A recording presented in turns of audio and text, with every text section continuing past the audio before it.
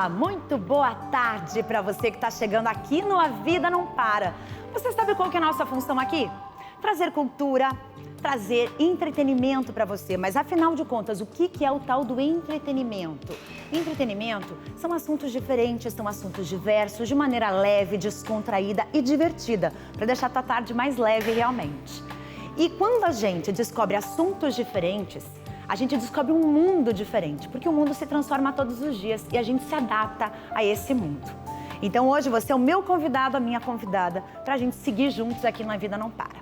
E claro que com a tecnologia, o que vem com ela? Vem os robôs também. O mundo muda e os robôs também estão mudando o mundo. A gente vai falar sobre isso hoje, que os robôs estão nas salas de cirurgia, nos centros cirúrgicos, fazendo parte de uma equipe toda para melhorar a sua saúde também. Além disso, já que o assunto é tecnologia, a gente vai trazer uma pessoa daqui a pouquinho que entende tudo sobre esse assunto, porque o mundo da tecnologia, o mercado de tecnologia é um dos que mais bem paga no Brasil e fora do Brasil também. E as mulheres estão inseridas neste mercado, já estão ganhando espaço nesse mercado. E claro, crianças e adolescentes já começam a dar os primeiros passos na tecnologia. E é isso que a gente vai ver agora.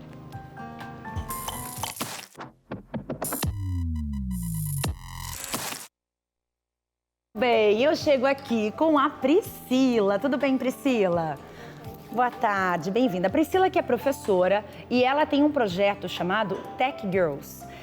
Eu queria entender como é que funciona, como é que você criou esse projeto, porque você já trabalha há algum tempo com tecnologia. Eu queria entender como é que funciona esse projeto, porque quando a gente fala sobre tecnologia, você já imagina que os homens são a grande maioria nesse mercado de trabalho, né? Sim. E as mulheres estão se inserindo também. Sim, a gente está dando nosso jeitinho de se inserir nesse mercado. A Tech Girls é um projeto da Gisele, né? Ela também teve essa questão de mudar de área por conta da tecnologia, que foi tomando conta de tudo, né? E ela teve essa ideia para poder inserir as meninas no mercado, porque ela mesma, eu também, né? Como aluna, a gente vê lá que tem poucas mulheres no mercado. Então, quando eu entrei na sala, tinham, eu acho que 100 pessoas e no máximo umas 20 meninas. Hoje está diminuindo. Então, cada hora vem diminuindo as meninas. Só que mesmo assim, a gente está batalhando para que possam se inserir cada vez mais mulheres. Então, esse é o projeto nosso.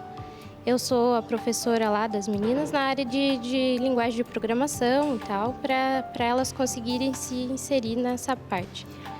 Para quem é leigo no assunto e não entende, me explica qual é a função, por exemplo, de uma programadora ou de quem trabalha diretamente com tecnologia numa empresa. Ela vai programar, né, os sites, como front-end, back-end, elas vão fazer a programação. E a mulher, nesse caso, a gente tem aquele jeitinho feminino, né, que a gente vê que só a mulher tem. Então, a gente tem um código limpo, né. Mais cuidadosa. Mais cuidadosa, mais detalhista, Entendi. né, tem coisas que a mulher bate o olho ali, já... Também a parte da decoração do site também, a mulher já tem aquele jeitinho mais fácil, né. E as mulheres estão ganhando espaço exatamente por isso, por essas questões muitos homens não prestam atenção e a mulher vai lá e dá o toque feminino dela. Dá o toquinho dela, né? Entendi. Então... E como é que tá o mercado de trabalho, Priscila? Tá fácil, não tá? As empresas estão buscando mulheres para serem inseridas nesse espaço ou ainda é maciça a procura por apenas homens nessa área? É uma questão, assim, mais de conhecimento. Então, quanto mais conhecimento você tem, mais oportunidade você tem. Mas a questão das mulheres está realmente crescendo. A busca para mulheres estão crescendo bastante. Realmente por conta disso, por conta do detalhe, do toque feminino, né? Mas é uma área que tem bastante procura mesmo. Tem muita vaga. Então, as empresas estão buscando também o público feminino para ocupar esses espaços. Tá. E o projeto em si, como ele funciona? Nosso projeto ele é para meninas, para mulheres, né? A partir dos 14 anos, qualquer idade. E nós temos um método para que a gente insira elas desde o início. Então, muitas vezes as mulheres têm medo até de tocar no computador, né? Muitas delas não têm medo disso, né? Então, a gente começa com o lixo tecnológico, né? Que nós temos a arrecadação. E elas começam fazendo Bijutec, né? Tanto que eu tenho minha aqui, que é um fiozinho de mouse. Ai, vamos mostrar direitinho. Você consegue segurar bem paradinho pra gente mostrar? Olha que interessante. Abaixa um pouquinho teu microfone pra gente poder mostrar. Olha só que interessante. É um pingente que foi feito com fio. Com fio de mouse. Olha que interessante. Então, todo o lixo eletrônico que as pessoas acabam não sabendo para onde mandar, pode enviar para vocês e vocês aí vão transformando esse lixo eletrônico também. Exatamente.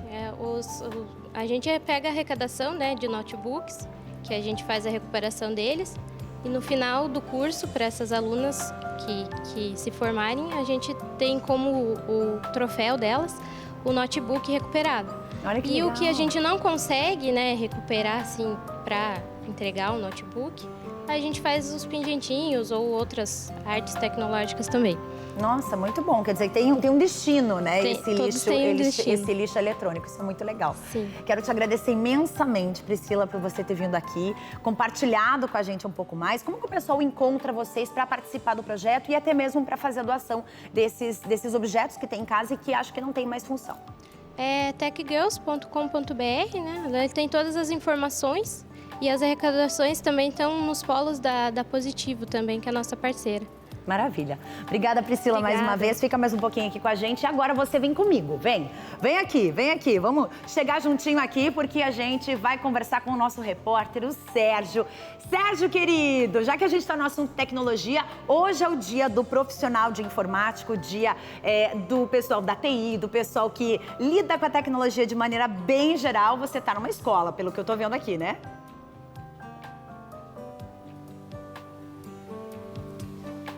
Oi, Carla, boa tarde para você, boa tarde para todo mundo que está nos acompanhando. Sim, estou numa escola para contar um pouco mais dessa história da informática, porque o pessoal de casa lá que está assistindo vai lembrar um pouquinho do primeiro computador, talvez, em 1946, aquelas máquinas bem grandonas assim, que servia para fazer cálculos, e a tecnologia ela é tão avançada, vai avançando a cada dia que passa, que hoje nós já chegamos nos celulares e principalmente na internet, que é um exemplo básico mesmo da informática aí que a gente tem no nosso dia a dia. Nós estamos numa escola para mostrar mais sobre essa evolução, principalmente aqui, ó, tem a Brenda que está tendo aula agora com a Tainá aqui, ó.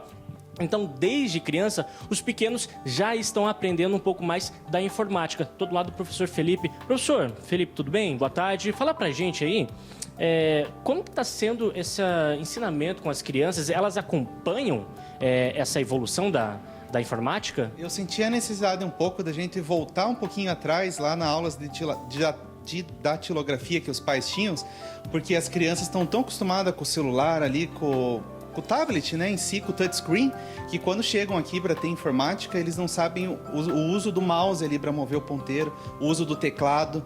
E como eu preciso ensinar programação para eles, eu tenho que voltar lá atrás para ensinar essa base, que às vezes o pai nem percebe que as crianças hoje em dia não têm, né, essa base ainda. O professor, até antes aqui do link a gente estava comentando sobre como os estudantes eles aprendem, né? O Heron está mostrando para a gente aqui um pouco dos livros que através de histórias, bem didáticas, a gamificação, eles aprendem de programação. Sim, a gente começa aqui com 4 anos já ensinando com o robozinho aqui. A gente usa a alfabetização, né? Então, durante a alfabetização, junto com a robótica, a gente consegue trabalhar a tecnologia com eles. E daí vai evoluindo até os 16 anos ali, quando eles começam a entrar no mercado de trabalho já. O professor, falar pra gente também uma dúvida até que a gente tava... Antes aqui de entrar, Carla, ao vivo, o professor falou, poxa, aqui os alunos, eles não aprendem mais aquele sinal de ligação, sabe? Quando a gente, me liga, o telefone. Como que é agora, professor? Hoje em dia, as crianças fazem com a mão assim, já digita aqui e vão com a mão cheia aqui na orelha. Você pedir aí pra uma criança em casa, você vai ver que eles vão com a mão assim, com a mão cheia pra falar no telefone. A gente ia assim, né? Qual que é a maior dificuldade que esses alunos têm? Porque, como eu falei, né? A informática, a tecnologia, todo dia tem uma evolução diferente. Sim, eu tenho que acabar... Eles vêm muito confiantes, que já sabem que... E a gente precisa, para ensinar essa base, eu tenho um pouco de dificuldade, sabe? Mostrar que eles precisam voltar lá atrás para aprender um pouco sobre a digitação. Então, eu tenho essa dificuldade um pouco de ensinar para eles na parte da informática e programação ali. E olha, aqui a gente tem até um exemplo básico mesmo, né, professor? Das histórias, né, próprio da Turma da Mônica aí, que eles, com essas histórias, com os livros ali, com a educação aqui, eles aprendem a programação mesmo, a montar algo no computador, num software. Isso, a gente deixa do aluno ser um consumidor do jogo e transforma ele em desenvolvedor. Então a gente tem algumas franquias de fama que são Roblox, o Minecraft. A gente consegue trazer isso para dentro da escola e ensinar programação utilizando essa ferramenta. Obrigado, professor. É mais assim uma sementinha, né, que é plantada na mente das crianças para eles desenvolverem a cada dia que passa, quando forem mais adolescentes e também adultos, para ir lidarem com o desenvolvimento de sites aí, de programação, de aplicativos, que é a tendência nessa escola aqui, e comemorar mais uma vez aí o Dia da Informática. Obrigado, professor. Maravilha, Valeu, Sérgio. Carol Muito não, obrigada. Desculpa, Carla. Obrigada, Sérgio, querido. Beijo pra você, obrigada pelas informações. É muito legal a gente ver isso, né? Quer dizer, aquilo que a gente achava que, peraí, eu só vou deixar o meu netinho, meu filhinho, jogando o dia inteiro, será que ele não vai aprender nada além de jogar? Quer dizer, o jogo também, essa escola tá transformando em educação pros pequenos, tá? Isso é bem legal. Agora, a gente vai vir nesse telão aqui, porque a gente vai para Cascavel com uma história muito interessante. Em Cascavel tem um projeto científico para desenvolver crianças e adolescentes na tecnologia. Pela falta de profissionais na área de tecnologia da informação, a chamada TI, que a Fundação para Desenvolvimento Científico e Tecnológico de Cascavel, juntamente com a Prefeitura do município, criaram o projeto Projete, que inicia e capacita crianças e jovens para essa área. O projeto oferece gratuitamente os cursos de lógica de programação e jogos. O diretor da Fundetec, Rafael Amaral, explica como o projeto surgiu. Essa é uma demanda muito antiga já do setor de tecnologia aqui da cidade. O setor de tecnologia ele é organizado numa associação, o Iguaçu APL e Iguaçu IT, na verdade são todas as empresas do oeste do Paraná, e eles tinham uma demanda de formação de mão de obra numa escolinha de programação. E em 2020 nós recebemos aqui em Cascavel um grande parceiro do nosso presidente da Fundetec, Alcione Gomes, que comentou que em Uberlândia havia um grande programa, um grande projeto de formação de programadores, chamado Uber Hub. E aí ele nos explicou como funcionava todo esse procedimento lá e nós tropicalizamos para Cascavel, criamos as condições, criamos todas as infraestruturas necessárias para que a gente conseguisse aplicar aqui em Cascavel, de uma maneira diferente, obviamente, do nosso jeitão, mas nós tropicalizamos a ideia que eles trabalhavam lá em Uberlândia para fazer a formação. Definimos uma meta aí de 5.000, formação de 5.000 jovens em lógica de programação, e nós já estamos aí em quase um quarto dessa meta aí com mais de 1.000 crianças e jovens formados. O presidente da Associação Comercial e Industrial de Cascavel, a ASIC, comenta sobre a procura de profissionais. Sim, hoje a gente tem uma deficiência de profissionais de todas as áreas. Na área de tecnologia, um pouco maior, e está ainda acontecendo um outro fator, que é o fator limitante de crescimento das empresas por falta de pessoas, por falta de mão de obra qualificada. Apesar dos objetivos diferentes de jovens e crianças, ambas as idades têm o mesmo interesse: aprender. As crianças, elas têm uma empolgação natural, né? Então, eles chegam e eles têm aquela ansiedade por desenvolver logo, por fazer logo o joguinho deles e conseguir ter um produto no final. Que na verdade, é muito simples, mas para eles é uma coisa muito interessante, então eles ficam extremamente empolgados. Os jovens, eles chegam já com um perfil um pouco mais contido, mas eles têm a curiosidade de saber como eles podem adentrar dentro de um ambiente, vamos dizer assim, ou dentro de um mercado que hoje tem uma demanda muito grande, né? Então, a gente sabe que os salários estão convidativos, que as vagas estão excedentes, né? Que a gente tem muito mais oferta de vagas do que pessoas mesmo para trabalhar, então é realmente um mercado muito convidativo. Para Paulo Henrique Simonini, pai de um dos alunos do projeto, essa é uma preparação para o mercado de trabalho. Primeiramente, a gente tem uma ascensão deles aí em cima dessa tecnologia já dentro de casa. Então, eles já estão adaptados a essa condição. E tendo esse tipo de acesso educacional antes de entrar no mercado de trabalho, acredito que seja até uma preparação muito mais assertiva, né? A gente vendo aí que o mercado de trabalho precisa e não há demandas, então você consegue conciliar junto com o estudo funcional, né? Esse básico que a gente tem, uma parte de tecnologia um pouquinho mais avançada, um pouquinho mais apurada, complementa e ajuda também no raciocínio lógico, resolução de problemas. Eu vejo como um ponto positivo e que, se todo mundo tivesse acesso, né, facilitaria muito a questão do profissional mais para frente, mais desenvolvido, mais preparado para o mercado de trabalho, não somente quando estivesse depois de formado na faculdade, mas sim já, né, desde cedo, um caminho já pré-preparatório, digamos assim. Você viu só? São oportunidades, né? Porque é o que eu estava falando no comecinho do programa de hoje. O mundo, ele muda, ele gira muito rápido e a gente precisa se adaptar a essas mudanças. E colocar as crianças desde cedo para aproveitar essa mudança e ensiná-los algo é realmente incrível. Então vale muito a pena pensar nessa possibilidade para o seu pequeno aí de casa. Vamos mostrar um pouquinho das nossas obras aqui? Ana Maria trouxe pra gente no início dessa semana. A gente está expondo durante uma semana inteira as obras dela, todas feitas em biscuit, uma delicadeza, com riqueza de detalhes em todas elas. E você também pode participar da decoração do nosso cenário. Você pode enviar pra gente através das nossas redes sociais. Você vai entrar ali, @evangelizartv, e vai mandar as suas fotos, vai enviar aí a sua região, da onde você está falando com a gente, para a gente poder trazer aqui para o nosso estúdio também as suas obras, o seu artesanato, você que é artesão, você que é artesã, você que é artista plástico também. A gente volta já, o intervalo é rapidinho. Eu volto já.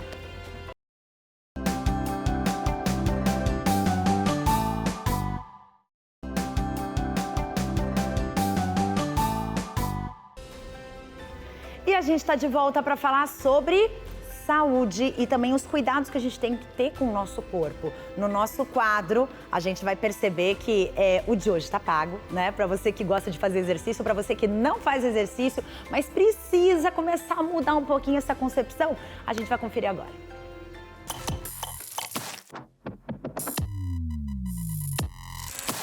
Olha, é verdade que todo mundo sabe que para ter uma vida mais saudável é necessário a prática de atividades físicas. Mas você aí de casa, sabe quanto tempo é necessário para ter uma vida mais saudável com exercícios?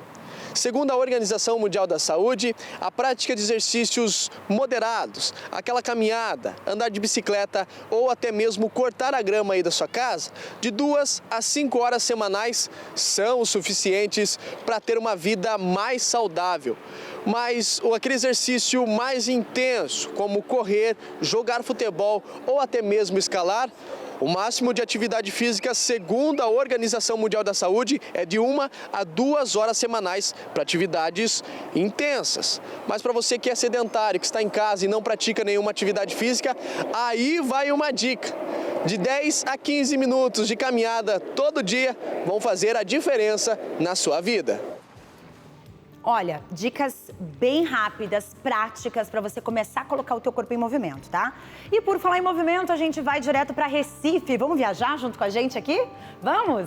Vamos viajar direto para Recife. Eu tenho o prazer de receber o doutor Guilhermino Nogueira, que é médico cirurgião bariátrico. Ele que está aqui com a gente vai contar um pouco sobre as novas tecnologias também nas cirurgias e sobre essa questão. A gente acabou de dar algumas dicas, doutor, muito boa tarde, sobre movimentar o corpo, que é o que todo mundo deveria fazer. Mas está acontecendo ao contrário, né? A tecnologia às vezes vem para deixar as pessoas um pouco mais paradinhas, é isso mesmo? Boa tarde, Carla, e boa tarde para quem estiver nos assistindo. É verdade, a tecnologia hoje, ela trouxe um pouco mais de sedentarismo para a gente, né? Mas em contrapartida, ela traz muitas coisas boas. Hoje, é importante e fundamental entender que quando a gente fala de obesidade, a gente está falando de uma doença, né? A medicina demorou décadas para entender que isso era uma doença.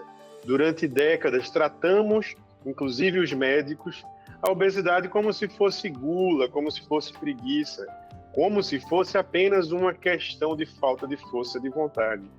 E não é, tá? Se você que está em casa sofre com obesidade, tem um recado para você, né? Não é sua culpa, é uma doença de uma forte predisposição genética e existem sim vários tratamentos.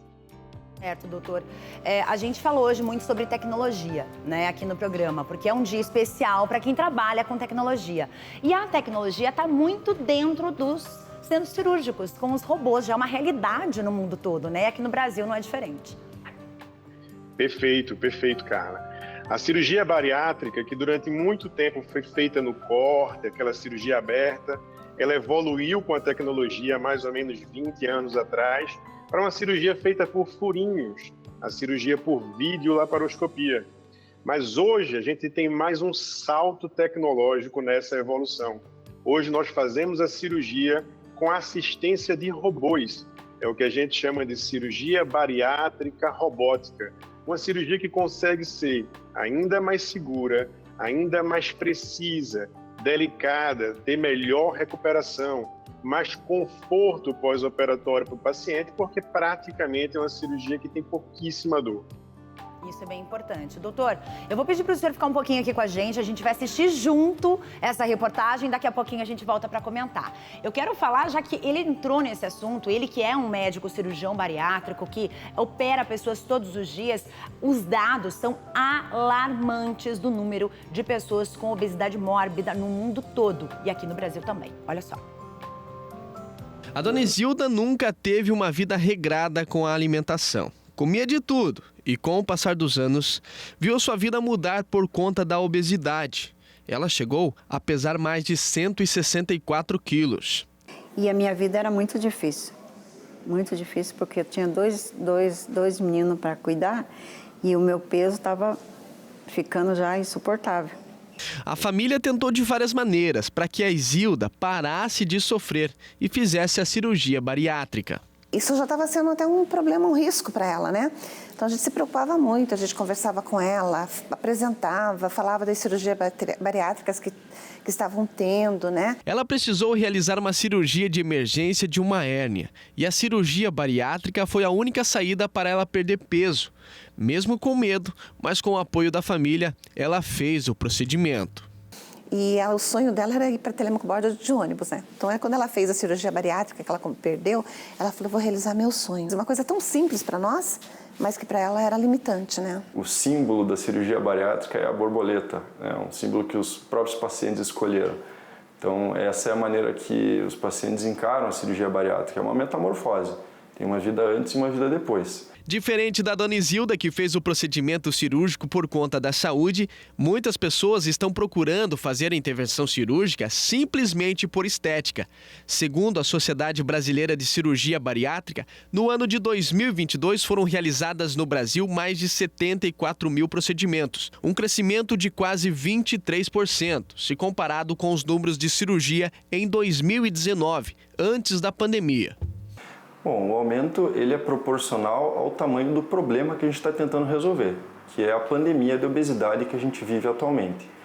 Então, a cirurgia bariátrica ela é o que a medicina tem de melhor para oferecer para os pacientes com obesidade mórbida. Segundo a Organização Mundial da Saúde, a obesidade continuará sendo um dos problemas mais complexos a serem enfrentados. A estimativa do órgão é que até 2025, mais de 2 bilhões de pessoas estejam acima do peso e 700 milhões obesos. A obesidade é um problema multifacetado com uma série de fatores contribuintes. Mudanças nos padrões alimentares e a disponibilidade excessiva de alimentos processados ricos em calorias e pobres em nutrientes têm desempenhado um papel significativo. Está associado ao nosso estilo de vida atual, né? Comidas ultraprocessadas, comidas muito calóricas, de digestão muito proximal, que a gente diz, alimentos muito ricos em carboidratos, em gorduras, fracos em fibras, em proteínas e um estilo de vida mais sedentário, né? Hoje em dia a gente está cada vez mais preguiçoso, digamos assim. A obesidade está associada a uma série de condições de saúde adversas, incluindo diabetes tipo 2, hipertensão arterial, doenças cardiovasculares e alguns tipos de câncer. Além disso, a obesidade pode ter um impacto negativo na saúde mental e hoje, 6 meses depois da cirurgia bariátrica, a Dona Isilda é outra pessoa. Fico arrumando a casa e vejo uma coisa, me abaixo, pego, faço isso, faço aquilo, sabe? Saio passear com meus meninos. Sabe por quê, gente? Porque a vida não para, não é verdade? Você que ligou a televisão agora, eu tô com o Dr. Guilhermino, ele que tá falando diretamente de Recife aqui com a gente. Então, para você que pegou o bonde andando, a gente tá conversando com ele e vamos agora falar um pouquinho sobre essa reportagem. Doutor, como é que é a realidade de Recife hoje na questão da obesidade mórbida?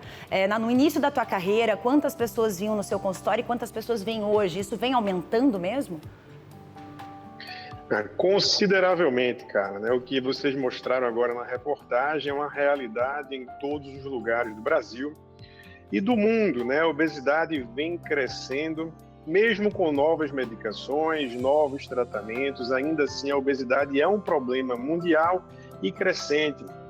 E a cirurgia bariátrica, ela aumentou sim nos últimos anos, mas existe um dado que ele é muito interessante e muito importante. Das pessoas que poderiam fazer a cirurgia, na população que a gente tem aqui no Brasil, menos de 1% realmente realiza. Então, existe uma grande quantidade de pessoas hoje no nosso país que está vagando sem conseguir tratar adequadamente a obesidade. E essa questão do fazer a cirurgia apenas para fins estéticos, não tratar a cabeça, porque tem muito isso, né? A pessoa acha que ela vai perder o peso ali, ela vai continuar comendo o que ela continuava comendo a vida inteira, aquilo que ela sempre usou como alimento base e vai continuar tudo igual. E não é bem assim, né? Essa é uma pergunta maravilhosa e eu faço questão de, em todas as consultas, desde a primeira consulta, eu falo, primeiro, obesidade é uma doença, não é sua culpa, mas em segundo lugar, a cirurgia bariátrica, ela não é milagre. Ela é uma ferramenta científica poderosíssima, mas que precisa, associada à cirurgia, de uma grande mudança de estilo de vida. Hoje, se o paciente fizer só a mudança de estilo de vida, provavelmente ele não vai conseguir perder todo o peso que ele precisa. Mas se ele unir a mudança de estilo de vida com a cirurgia bariátrica, vai dar muito certo. Eu falo muito para os nossos pacientes que a obesidade ela te coloca num mundo injusto, onde você vai realizar muito esforço, mas você vai ter pouco resultado. Quando a gente realiza a cirurgia bariátrica, ela te coloca num mundo justo, que é, ou seja, se você fizer muito esforço, você terá muito resultado. Moderado esforço, moderado resultado. Mas não é o que algumas pessoas acham. Quer dizer que se eu fizer a cirurgia, eu vou fazer zero esforço e vou ter muito resultado. Isso não é verdade, isso aí sim seria um milagre que a medicina hoje não tem para oferecer. E o pós-cirúrgico também tem que ser trabalhado, a mentalidade, quer dizer, a família toda tem que entrar nessa onda, né? Não adianta só a pessoa que tem a obesidade mórbida se preocupar com isso, mas a família também, né, doutor? Perfeito. E quanto mais a família estiver engajada, envolvida com esse paciente, com a mudança de estilo de vida, melhor. A gente sempre fala que a cirurgia bariátrica ela também é uma oportunidade de a família recomeçar essa jornada juntos, né? A gente sabe que como é uma condição que tem um peso genético muito grande, a genética é muito importante para quem tem obesidade, então as famílias, muitas vezes toda a família naquela casa tem obesidade. A primeira mudança, fez a cirurgia bariátrica, novos hábitos dentro de casa, atividade física, a gente recomenda muito que a atividade após a cirurgia seja musculação. Peso para a gente é o que menos importa. O que importa de verdade é perder gordura corporal e ganhar massa muscular. Porque isso, verdadeiramente, é o que vai trazer saúde para você.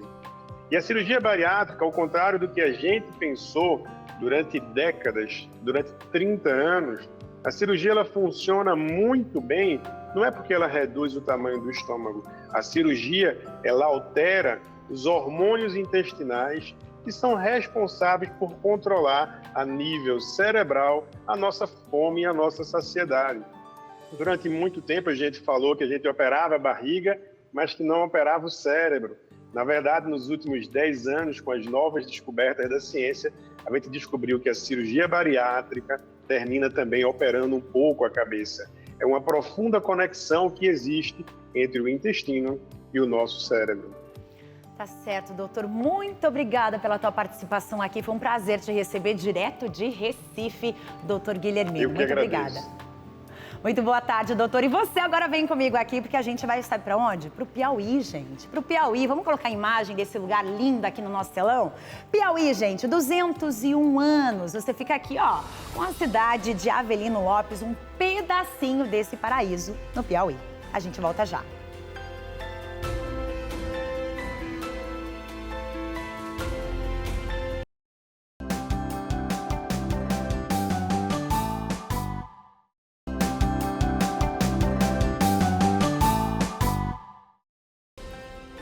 Estamos de volta e claro que a gente vem mostrando mais um pouquinho da decoração do nosso estúdio, que é feita por você que está aí do outro lado. Você que é artesão, você que é artesã de todo o Brasil, pode sim enviar suas obras, sua arte aqui para decorar o nosso estúdio. Vai ser um prazer receber as suas obras aqui na nossa programação. Durante uma semana a gente vai expor estas obras aqui, decorando o nosso estúdio. E agora eu quero te fazer uma pergunta. Vem cá comigo. Comer bem é comer diferente? Será que a gente pode comer bem com o que nós temos em casa, com o que você tem na sua geladeira? É isso que a gente vai descobrir agora no nosso quadro. Olha só.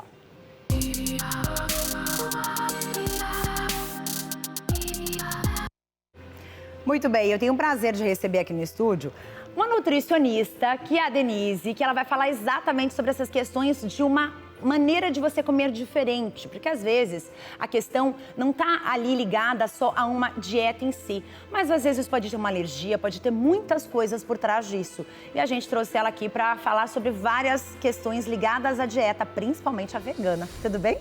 Tudo bem, boa tarde, Carla. Bem-vinda. Obrigada. Como é que é isso? Como é que o veganismo entra na vida de quem, de repente, sempre comeu carne, sempre foi adepto do leite? Como é que funciona isso? Tem vários motivos que levam as pessoas a virarem vegetarianas, né?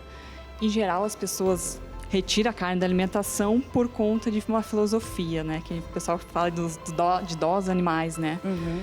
Mas, em geral, algumas pessoas também têm má digestão com a carne, até bariátrica também. Algumas pessoas fazem bariátrica e depois não conseguem digerir a carne direito, ficam pesadas, né? E aí acabam tirando da alimentação, se sentem mais leves, né? No esporte também a gente vê alguém buscando uma solução de melhor desempenho, né?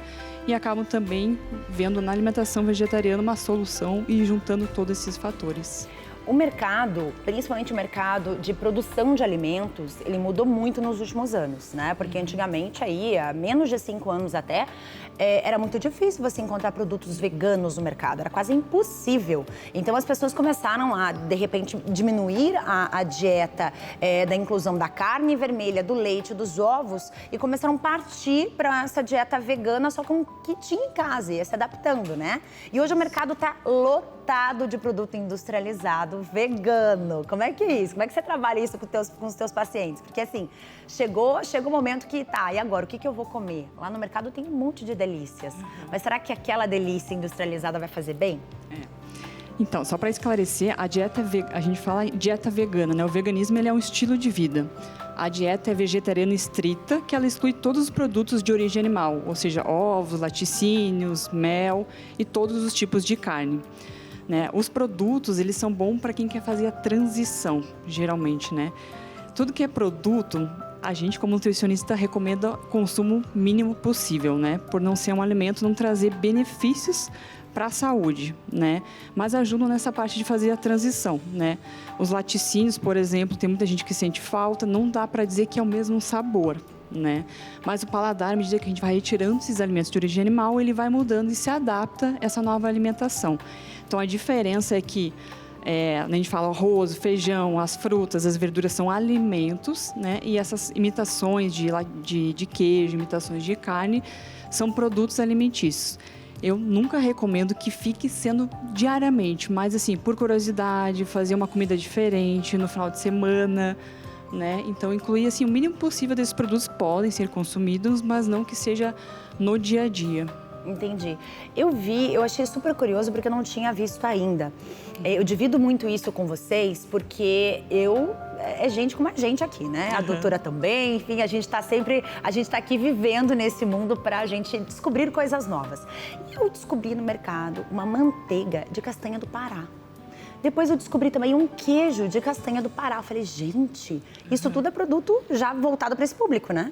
Isso, e também aborda pessoas que são intolerantes à lactose também. Então, acaba ajudando. Eu falo, não é o mesmo paladar, mas tem gente que mesmo consumindo produtos sem lactose ainda passa mal com os laticínios, que são de origem animal. Então, esse público também, que é muita gente tolerante à lactose, acaba também aderindo, às vezes, né, essa parte desses produtos. Então, ele abrange um mercado maior que só os veganos, né?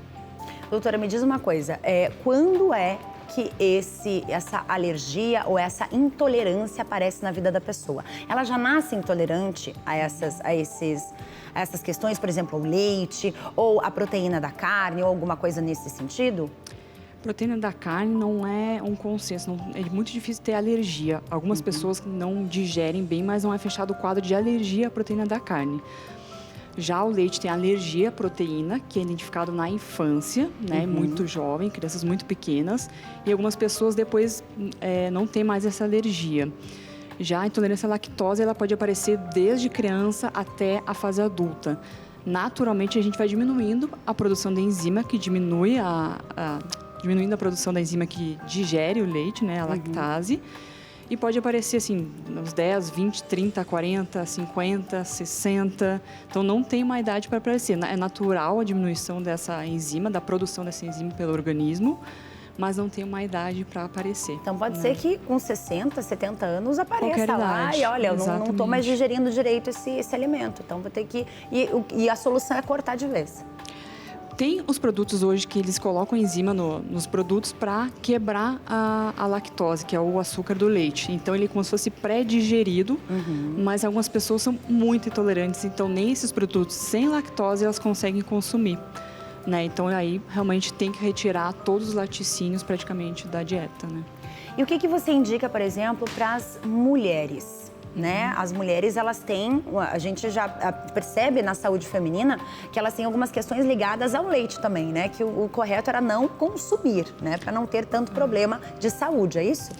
As mulheres, na verdade, são uma incidência muito grande de várias doenças, exato, né? Principalmente, assim, osteoporose e várias intolerância à lactose e problemas intestinais. Realmente é uma incidência muito maior nas mulheres, né? Eu falo assim que o leite tem muita polêmica na nutrição, né? Eu falo assim, não é a gente defender só a filosofia, mas o que a ciência está trazendo de informação, né? Se fala muito nos laticínios porque eles dão saciedade, que eles teriam probióticos, mas eu falo probióticos, quando a gente quer tratar, a gente manipula, compra o produto, né? E saciedade, tem vários jeitos de a gente conceder saciedade. E o cálcio a gente tem também nos alimentos de origem vegetal. Então, é uma análise de paciente a paciente mesmo. Se a pessoa tolera, está fazendo bem, né? A gente tem classe também de pacientes, por exemplo, os ovolactos, que são vegetarianos que consomem ovos e laticínios, tendem a ter um consumo exagerado de queijos. Aí sobe colesterol, por exemplo.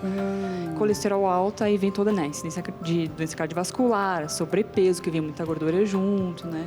Então, tem que analisar caso a caso mesmo. Eu sou vegana, mas não retiro dos pacientes, a não ser que tenha uma justificativa ali de saúde que a gente veja clinicamente através de exames bioquímicos, né? E como que o veganismo entrou na tua vida? Foi mais para o lado espiritual, vamos dizer assim, né? Então, se fala muito na energia, né? Na energia das plantas, dos animais. E eu comecei por esse ponto, antes da faculdade, mas aí depois eu virei vegetariana mesmo quando eu terminei a faculdade, né? Que aí eu fui estudar porque na faculdade ainda era um mito, não era possível, né? Então, depois que eu terminei a faculdade, eu aprofundei os estudos e realmente virei vegetariana, vegana, e hoje o meu maior público de atendimento em clínica são os vegetarianos. Maravilha. Você fica aqui comigo, a gente vai assistir uma reportagem juntas e daqui a pouquinho a gente vai comentar sobre essa reportagem. Porque será que a gente precisa gastar muito para ter uma alimentação vegana? Ou com o que você tem em casa você já pode começar a mudar, começar a introdução dessa filosofia de vida? Vamos ver? Quem acompanha a Thaís nas redes sociais já sabe que ela é vegana. Pioneira na hashtag VegetalInfluencer, compartilha sua rotina e principalmente a alimentação à base de comidas naturais. Tudo de uma forma descontraída para quebrar o preconceito com esse estilo de vida. Eu penso sempre pelo lado positivo do veganismo, né? Então, eu não vou forçar ninguém a nada. Eu acho que a pessoa tem que ir pelo que ela gosta. E muitos dos meus amigos, dos meus seguidores, eles falam assim, nossa, né, diminuí um pouquinho a carne porque eu vi o seu prato, achei gostoso, eu tinha que fazer. Então, mostro muita receita também pra galera se conscientizar. Após um problema no intestino, recebeu orientação médica de ficar uma semana sem carne. A experiência foi tão positiva para a saúde que já dura mais de 4 anos. E a qualidade de vida só aumentou. Inclusive, eu faço exames anuais de tudo. B12, vitamina D, todas as proteínas, vitaminas, tudo que é essencial, eu faço para garantir, para mostrar para todo mundo. Falar assim, não tá faltando a proteína não, gente. Tá aqui, ó, comprovadinho, bonitinho, que tá tudo certo comigo. Claro que eu sempre mantenho uma alimentação muito saudável, eu procuro os alimentos mais saudáveis. Não vou dizer que não vou comer uma batata frita aqui, não vou fazer uma coisa diferente ali, comer uma massa, eu como. Mas eu dou muito mais prioridade para o arroz, feijão, legume, frutas. Então, tudo que eu consigo complementar na minha alimentação para se tornar uma alimentação mais saudável, no dia a dia eu faço. Principalmente aliado com o exercício físico.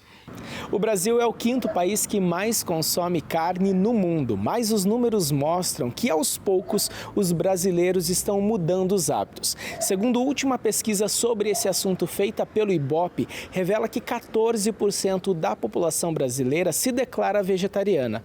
Já uma outra pesquisa feita pelo IPEC mostra que 46% das pessoas que moram aqui no Brasil optaram por deixar de comer carne pelo menos uma vez por semana nos últimos tempos. Para esta nutricionista especialista em veganismo, todo mundo pode ser vegano, mas é importante ficar atento para saber fazer as substituições corretas e saudáveis. O que não pode deixar de faltar quando você decide se tornar vegetariano é realmente incluir mais na tua alimentação. A gente tem, infelizmente, uma cultura de que, se eu não comer carne, eu vou comer o quê, né? E as pessoas ficam um pouco perdidas sobre isso. E, na verdade, a gente tem uma gama gigantesca de alimentos aí que a gente inclui quando a gente começa a ser vegetariano. Então, ser vegetariano não é excluir a carne, e sim incluir várias outras coisas que você não era habituado, alimentos que você não era habituado a comer, que você vai conseguir mudar o teu paladar e aderir a isso com mais facilidade. E nesse cardápio não pode faltar alimentos fonte para aminoácidos essenciais, como feijão, lentilhas, soja, grão de bico e oleaginosas. Isso prova que ser vegano não é caro, como tanto se ouve por aí. Se a gente for falar em questão de custo de quilo da carne, né, fora todo o impacto que a carne causa na sua produção, ainda assim é mais barato ser vegetariano, né? A gente não precisa necessariamente pender para os industrializados. Eles acabam encarecendo realmente as dietas vegetarianas e veganas quando a gente pensa em substituir a carne pelos industrializados que são à base de vegetal. Mas se você pensar que você pode ter uma alimentação vegetariana e vegana à base de arroz, feijão e legumes, por exemplo, você com certeza vai baratear o custo da tua alimentação quando você deixar de comer carne e não encarecer. Denise tá aqui. É isso mesmo! É desse jeito? As pessoas sempre pensam que vai ficar uma dieta muito mais cara, que tem que ser rico, né, para ser vegano. É exatamente isso. É o contrário. Ao contrário. É bem oposto. Ao contrário.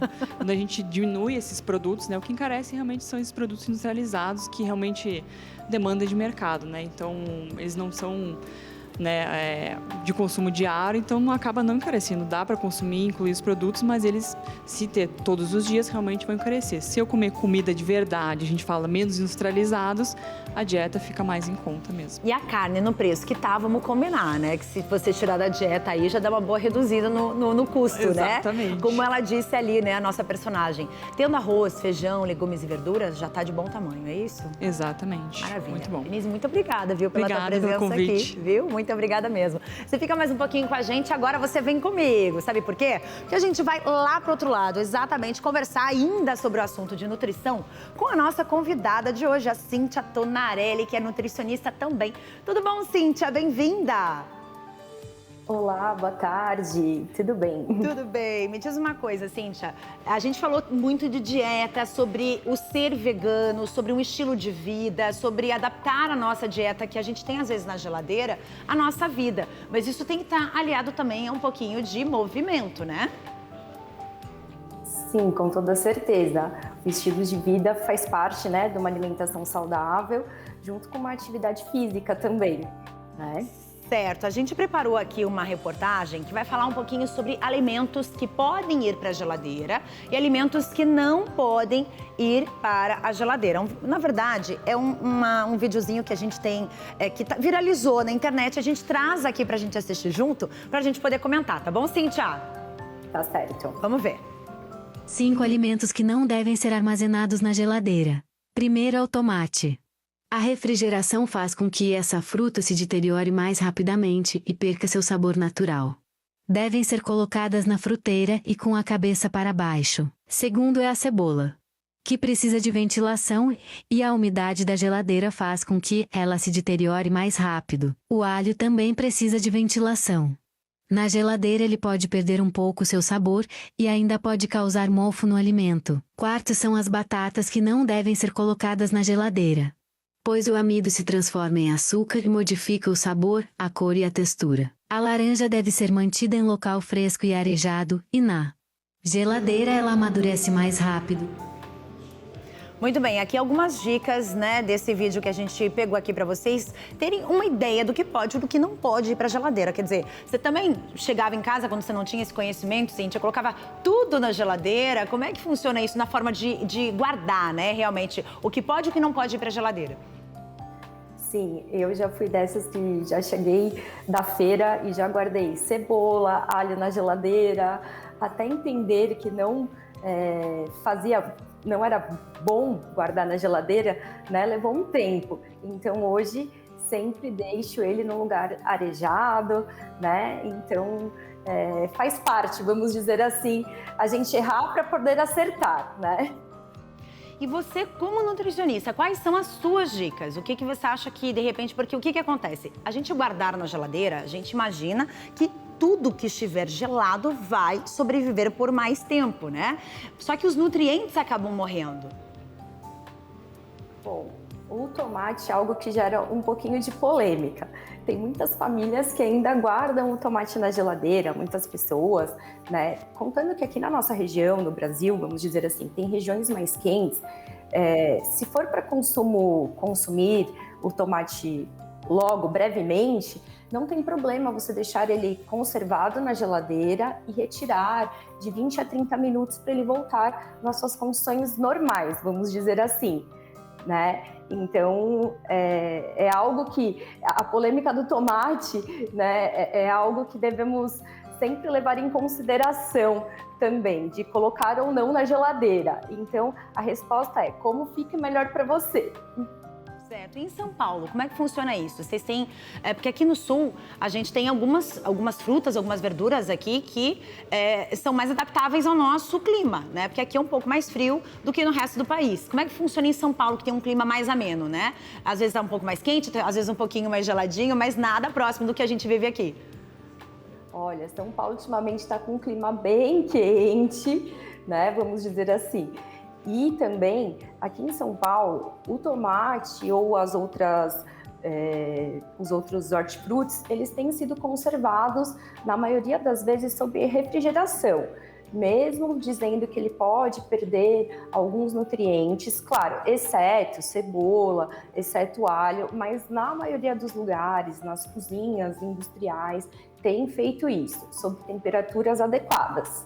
Certo. E o que você indica, dá uma dica pra gente do que comprar lá no início da semana, fazer digamos assim, a feira, ou no início ou no fim da semana, para que a gente possa usar todos os alimentos e não perder eles ali dentro da geladeira, esquecer que eles existem.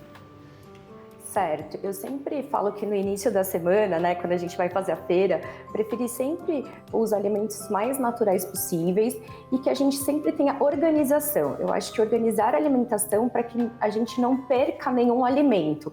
Isso é muito importante, né, para que utilize dentro do prazo, vamos dizer assim. Sempre preferi alimentos naturais, que tenham um prazo de validade um pouquinho estendido, caso você vá consumir mais para o final da semana. Mas, de outra forma, os alimentos podem ser verduras, legumes, frutas. E me diz uma coisa, eu vi uma informação, você vai me dizer se está correto ou não. O mamão, certo. Quando aparece uma pontinha ali de mofo no mamão, eu vou ter que descartar a fruta inteira? É outra polêmica também. Se for uma pontinha pequena, você pode cortar, né, se certificar e você pode consumir. Agora, se ele já tiver maior, você pode descartar, tá? Se for algo pequeno, que ele ainda esteja bem laranjinha, né, não faz problema, não tem problema algum. Mas se ele tiver numa porção maior, aí o ideal já é descartar. Tá certo, Cíntia. Obrigada pelas dicas, obrigada por ter aceito o nosso convite. Um beijo pra você. Eu que agradeço. Um beijo. Até logo. Tchau, tchau. Tchau. E pra você que tá aqui comigo, vamos dar uma volta? Vamos aqui no meio do nosso estúdio agora falar sobre aquário, gente. Eu já tive muita vontade de ter um aquário em casa. E você? Você tem criança em casa? As crianças adoram os peixinhos. Quando vem um aquário, ficam enlouquecidas. A gente vai descobrir aqui no nosso quadro também sobre esses animais, peixinhos ornamentais. Como montar um aquário em casa.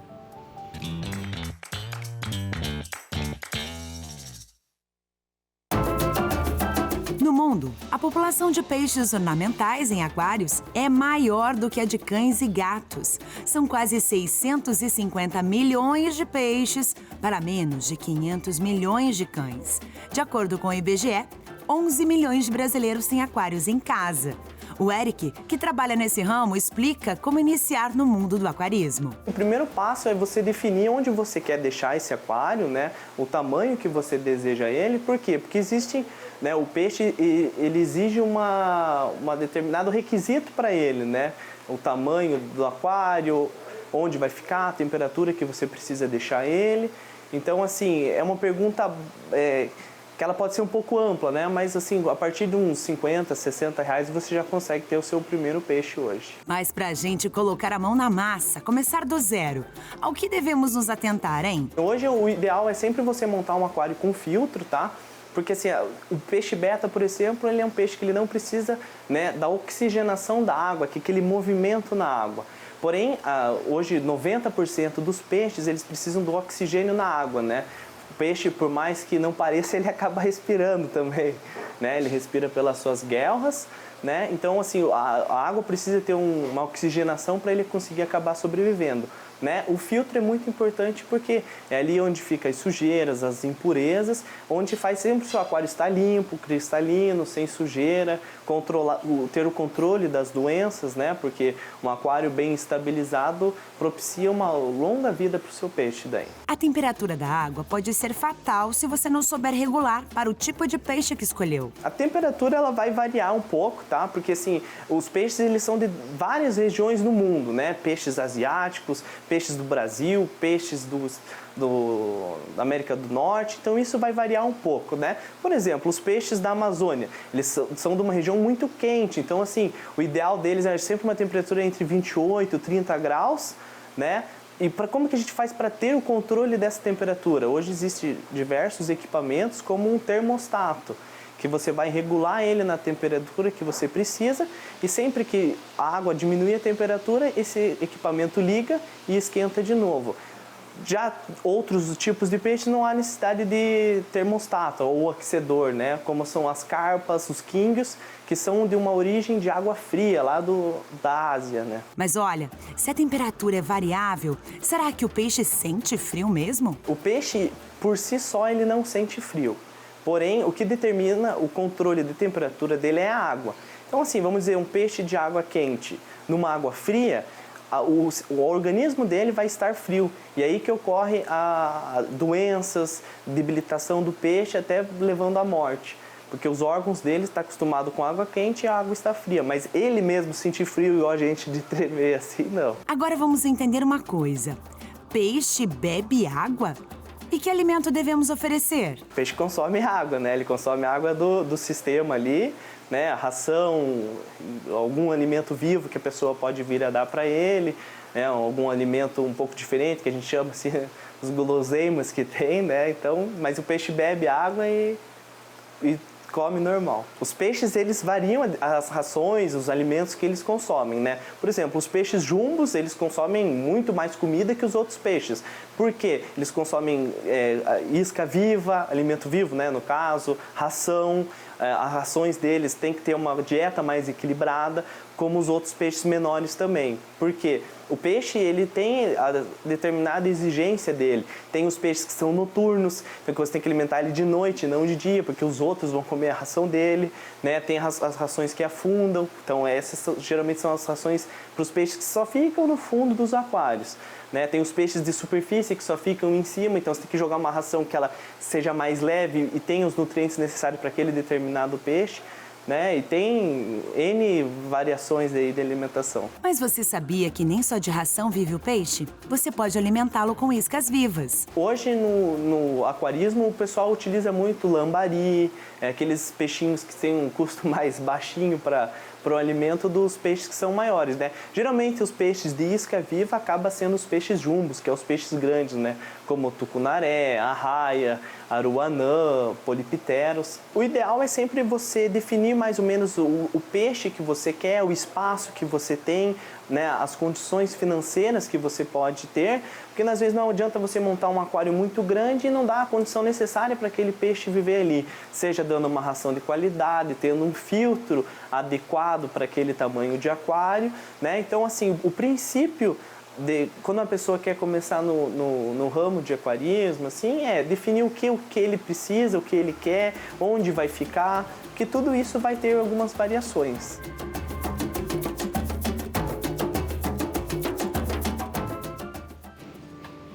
É muito fofo, viu só? Como a gente aqui tá para te mostrar assuntos diferentes, né? Imagina um aquarismo. Aquarismo é algo gigantesco no Brasil e no mundo. Pessoas fazem grupos enormes para falar sobre aquarismo e também para entender um pouco mais sobre esses animais, sobre os peixinhos.